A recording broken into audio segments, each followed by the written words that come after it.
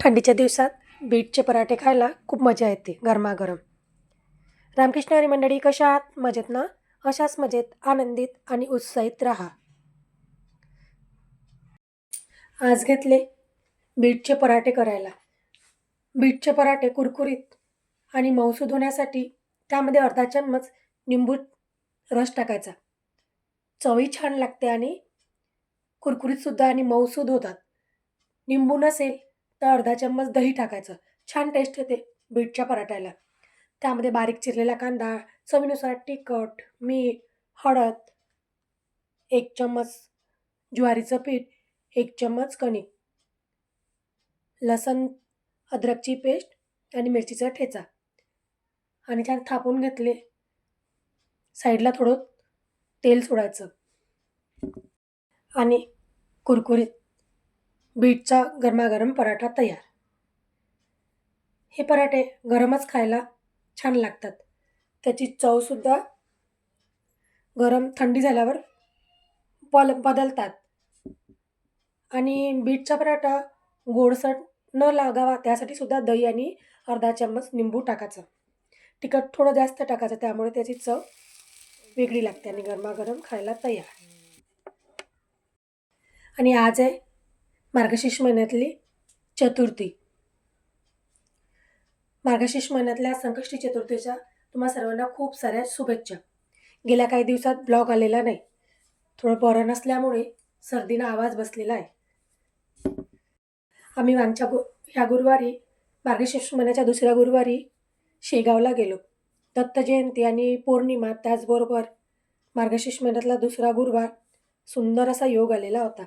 त्यामुळे शेगावला गजानन महाराजांचे माऊलीचे दर्शन घ्यायला गेलो आणि तिथून मी बरंच सामान आणलं. ते आता आपण पुढे पाहणारच आहोत. दिव्याची वात ओल्या हाताने चुरडल्यामुळे ती पेटायला थोडा उशीर लागला आणि गणपती बाप्पाचा जलाचा अभिषेक करायला घेतला. तर आठवलं की खाऊचे पानं तोडायचीच राहिले. मग चला तर खाऊच्या पानं तोडून आणू. जास्वंदीचं कुंडीतच झाड लावलेलं आहे. सुंदर खूप सारे फुलं उगवले आणि नागवेलीचा वेलसुद्धा वर सुंदर चढला. मी थोडं मुया करून 2-3 कुंडे नागवेलीचा वेल लावून घेतला. हे पॉलिथिनमध्ये सुद्धा लावलं आणि त्याचा वेल यामध्येच आतमध्ये गेला. आणि ज्या तेलाच्या कॅन राहतात त्या कापून त्यामध्ये सुद्धा लावून घेतल्या. झेंडूच्या झाडांना खूप सारे फुलं आले होते, ते सुद्धा तोडून घेतले आणि गणपती बाप्पाचा गणगण गणपते नमः गणपते नमः मंत्र म्हणत जलाचा अभिषेक करून घेतला. आणि ताईंना आम्ही शेगावला गेलो होतो तेव्हा ही ज्ञानेश्वरी आणली मी वाचायला. आणि मी देवघरात आणली आहे ही पिंड. माझ्याकडे आहे पिंड जुनी, पण तीसुद्धा लांब छान भरीव नसल्यामुळे अशी पोकळ होती. त्यामुळे मी ही भरीव आणि सध्या या पिंडीचा खूप महत्त्व आहे, त्यामुळे अशी पिंड घेतली. आणि जुनी पिंड काय करायची किंवा ती ती पाण्यात विसर्जन करायची की तशीच राहू द्यायची, हे मला कमेंट करून नक्की सांगा. मी तुमच्या कमेंटची वाट पाहील.